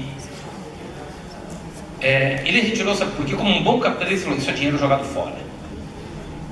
Paga melhor o professor, que o resultado é melhor. Mas não bota eles para concorrer um com o outro, que isso não resulta em melhor resultado para o aluno. Nós precisamos de um grande capitalista a falar isso, para a gente acreditar que nós estamos jogando dinheiro fora. Porque ele não sabe pensar pedagogicamente, nós sabemos. Porque o produto do trabalho escolar não é individual, ele é coletivo, ainda que implique no esforço de cada um. E de resto, o que é um coletivo? Não é só a soma de indivíduos, mas implica um coletivo de indivíduos, é óbvio, um conjunto de indivíduos que, quando juntos, operam diferente. Portanto, o interesse coletivo, inclusive, não é a soma dos interesses individuais. É a organização dos interesses individuais que se aglutinam e produzem uma coisa distinta. Você, quando sozinho, tem sonhos menores. Quando você se junta com uma turma parecida com você, já não vou mais tanto. Antigamente eu ia muito a campo de futebol. Gosto muito de futebol. Mas quando eu vi aquela horda de gente chegando no campo, aquilo é impressionante, porque você vai se modificando, nem que você não queira. Você está no meio de 15 mil, de 20 mil, de 40 mil. Eu sou um sujeito comedido até. Eu tento não falar muito palavrão no campo. Mas aquilo é impossível, porque é assim, você está junto, na massa, né? Você é capaz de... Em massa nós somos capazes de horrores. E por outro lado tem uma força danada também, muito maior do que a soma das forças individuais, para o lado positivo também. Portanto, e a escola é isso. Aquilo que nós temos como resultado do nosso trabalho não é o esforço da aluna Girassol, ou da professora dela. Logo, premiar, ok, quer fazer, faça mesmo. Mas não, francamente, não vai resultar. Não, na minha escola resulta. Ok, então tenta lá. Né? Adiante. Enfim, chegamos na última parte. Jesus. Quais são as atribuições dos dirigentes na construção da gestão democrática? Eu estou convencido, gente, de que não tem democracia sem vocês. Sem vocês, eu estou dizendo, sem os diretores. E os diretores. Os professores são fundamentais. Os alunos são fundamentais. Seus familiares são fundamentais. Os demais trabalhadores são fundamentais. Pedagogos são fundamentais. Gestão do sistema é fundamental. Mas gestão democrática na escola, se a diretora não quer, não acontece. Vocês são uma poderosíssima ferramenta para colocar isso para funcionar ou para evitar que isso funcione. Então eu estou falando com as pessoas certas. Porque nós temos uma tradição, eu não sei se é bom que assim seja, mas assim é, de personificação das relações de poder em vocês. Isto é, nós esperamos da diretora decisões. Nós esperamos que o diretor tome as decisões corretas para o caminho correto. E nós, inclusive, meio terceirizamos isso. O ônus e o bônus. Carregue o piano vocês. Mas também pode ficar com os louros da vitória. Você decide.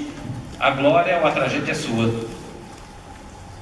É claro que, portanto, as pessoas também não querem participar. Por que nós queremos... Veja só, minha mãe era professora. Ela casou com um professor. Ela teve 3 filhos. Meu irmão, que foi professor, não é mais. Minha irmã mais nova, que é professora, e eu que sou professor. Eu casei com uma professora. Meu filho nasceu no dia 15 de outubro. É verdade. Não estou mentindo, não. Nessa família de professores, minha mãe dizia, quando eu era pequeno, sabe aquele momento que você começa a ir para a escola sozinho? Tem um momento que eles levam a gente, depois a gente vai sozinho.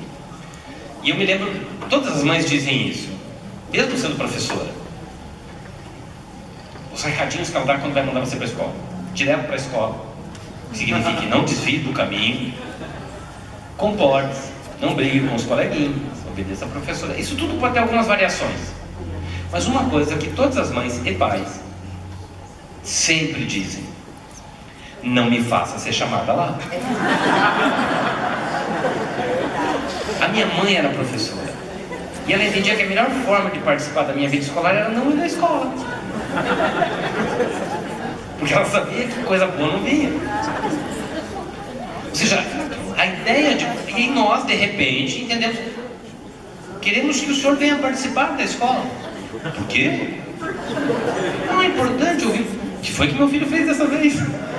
Não fez nada. Só queremos ouvir o senhor sobre a escola. Por quê? São vocês, os pedagogos, os professores? Claro que isso tem que se construir. Tem um belíssimo livro do Virgínio Sá, que é um autor português, chamado A Participação dos Pais na Escola.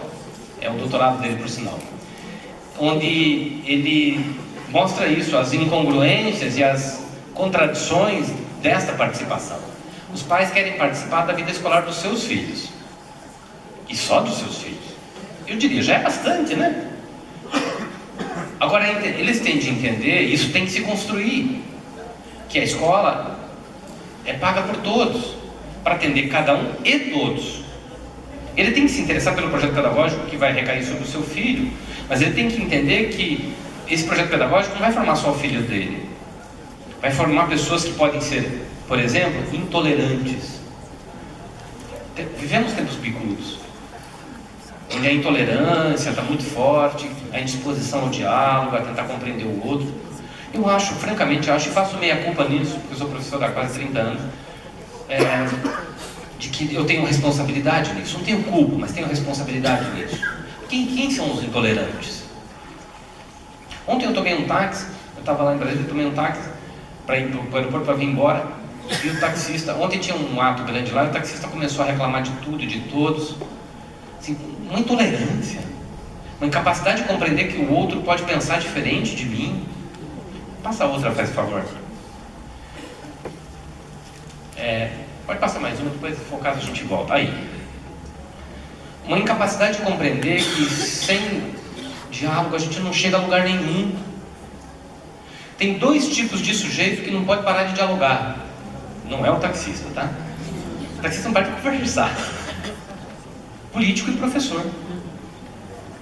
Se o professor parou de dialogar, é o princípio da ignorância.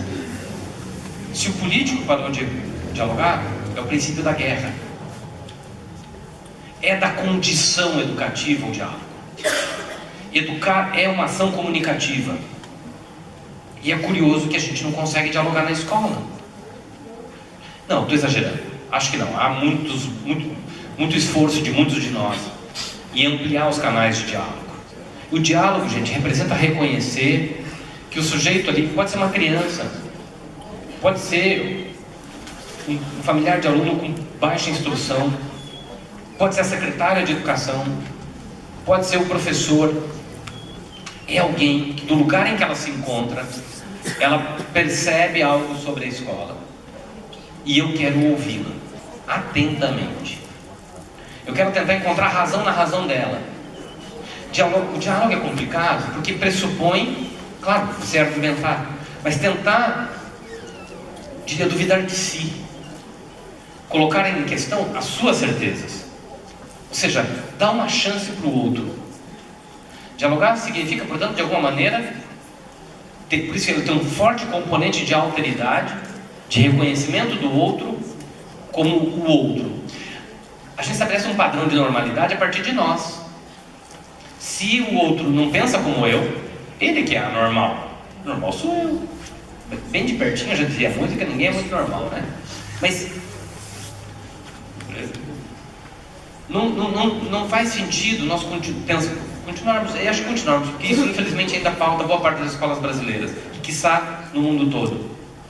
Não faz sentido a gente continuar pautando nossas ações na escola pela relação eu ensino e ele que se tem juízo obedece. Eu que sou diretora mando e ele que se tem juízo obedece. É claro que há relações de autoridade.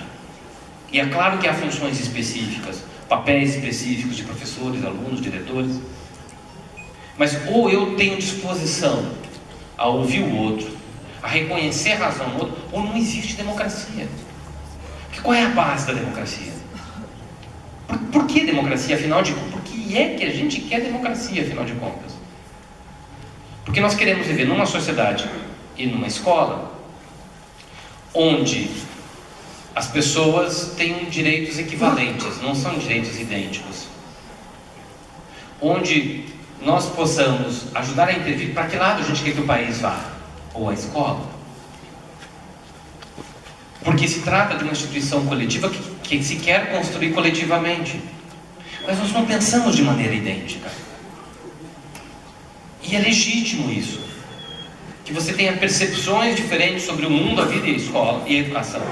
E o outro tenha outras. Mas ele não é meu inimigo, ele não é meu adversário, ele só pensa diferente de mim.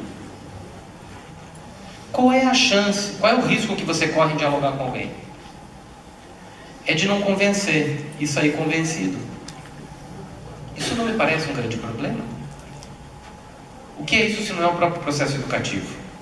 O que faz o professor se não tentar convencer o aluno a construir novas síntese? O que fazia a nossa colega Benjamin Márcia quando eu dizia para ela, quando ela dizia, eu sou a geografia, isso chocava ela, aquela nova perspectiva sobre o relevo geográfico, porque colocava em conflito o que ela era, mas ela está aberta e disposta a se fazer mais humana e, portanto, a aprender mais.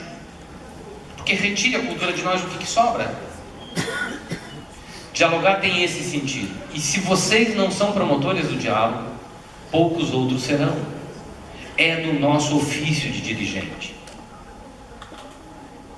A escola não vai se pautar pelo diálogo, não vai ser dirigida pelo diálogo. Se aquele que dirige a escola não dialoga, não tenciona o diálogo. Mas eu sei que não é o caso, eu sei que vocês estão com essa disposição. Volta uma, faz favor. Então, isso se traduz em quê? E aí estamos indo para os finalmente, né? Isso, eu falei que o diálogo é importante, mas não deixo tempo para vocês falarem nada, né? Vou terminar já.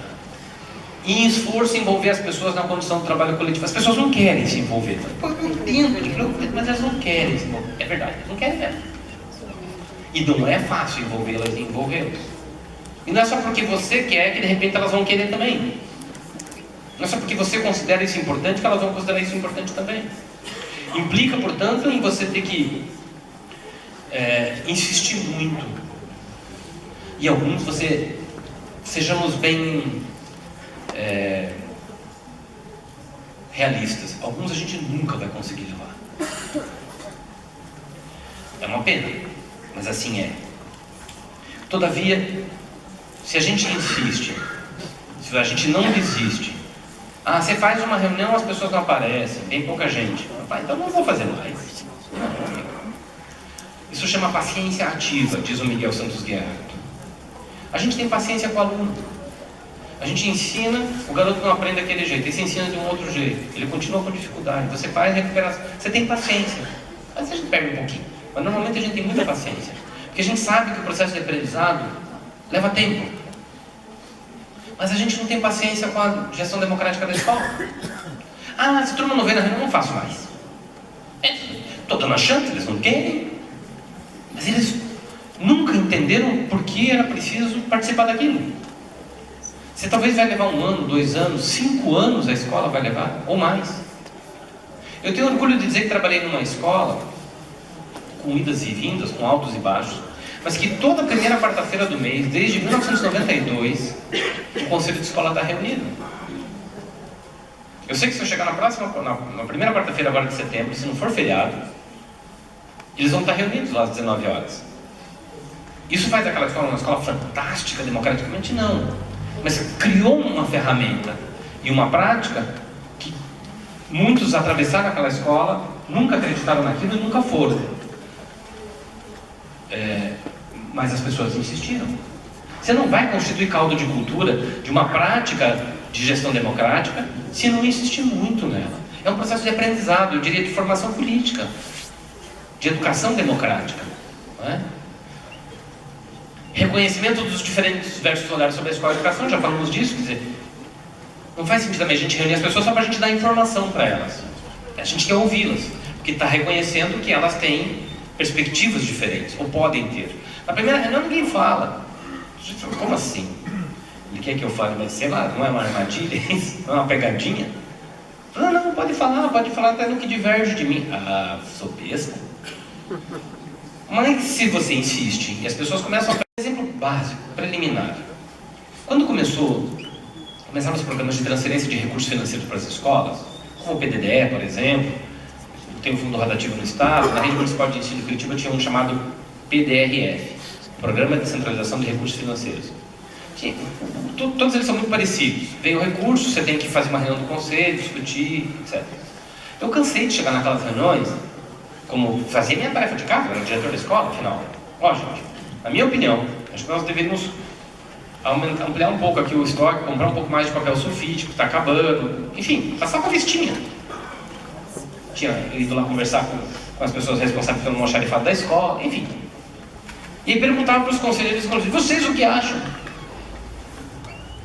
As pessoas não diziam por carinho por mim, mas elas faziam uma cara de como que dizer, Como assim? Se você está dizendo isso, deve dizer isso, não é? Eu sei se precisa de papel sulfite, irmão. Eu comecei a inverter, percebendo isso, depois de um tempo eu comecei a inverter. Em vez de eu apresentar a minha lista, eu não deixava de fazê-la, porque afinal de contas esse é meu dever. Eu perguntava primeiro para elas.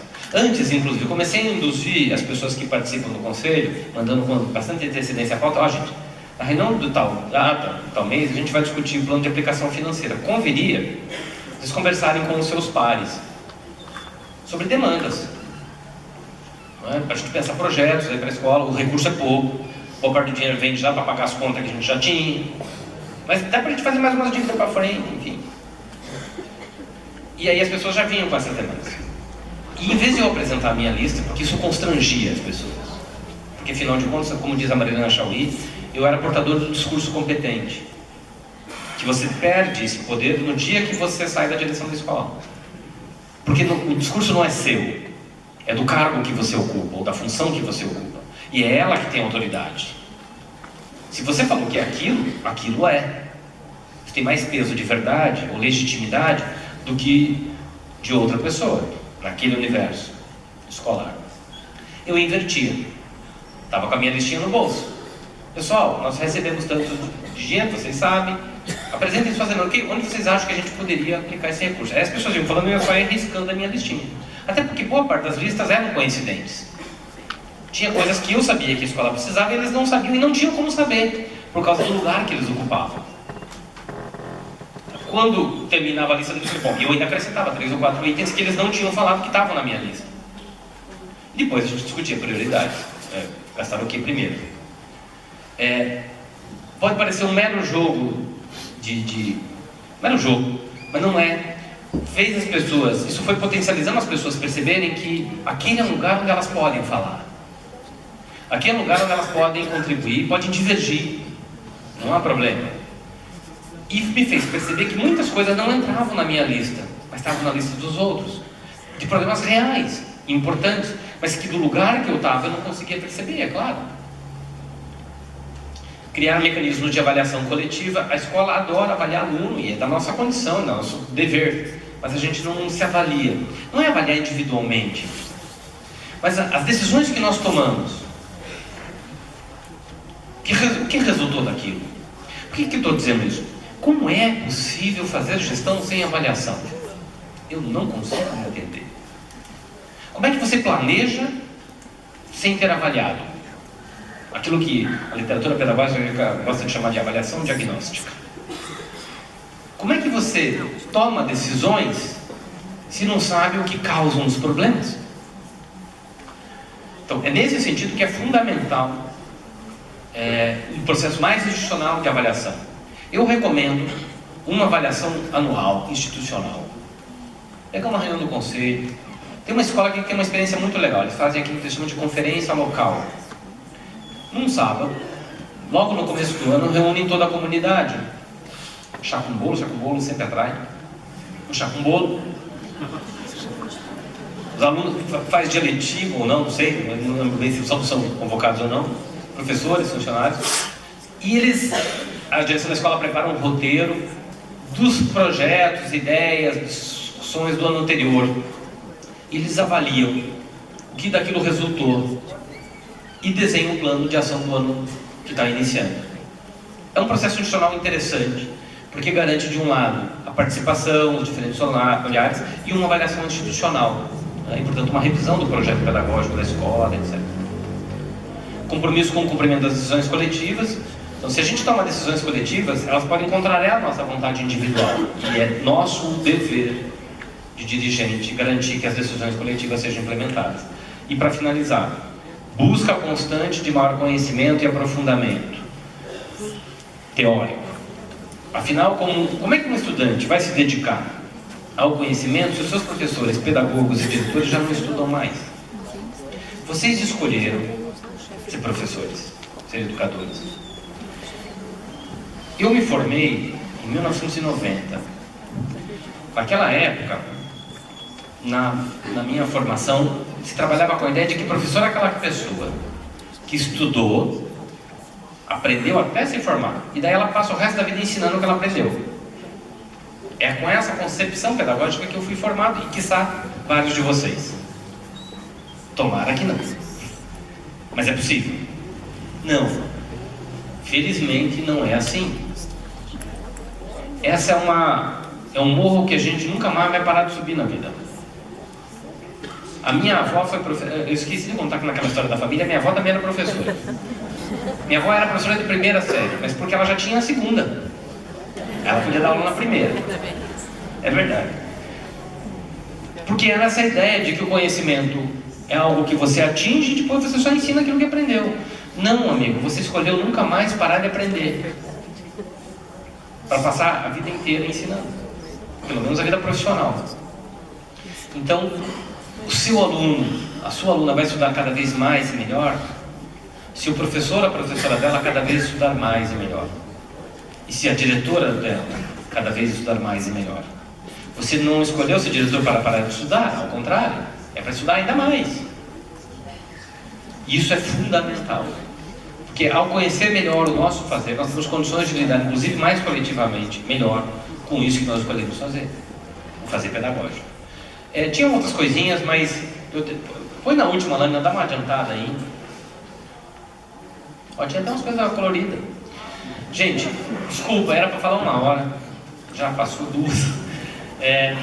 Nos 50 minutos que temos, eu fico à disposição de vocês para dialogar, né? Fiquem confortáveis para fazer questões, comentários, complementações, críticas, o que julgarem mais apropriado. Obrigado, um sucesso de trabalho para vocês nas escolas. Muito obrigado mais uma vez, Secretaria de Convite.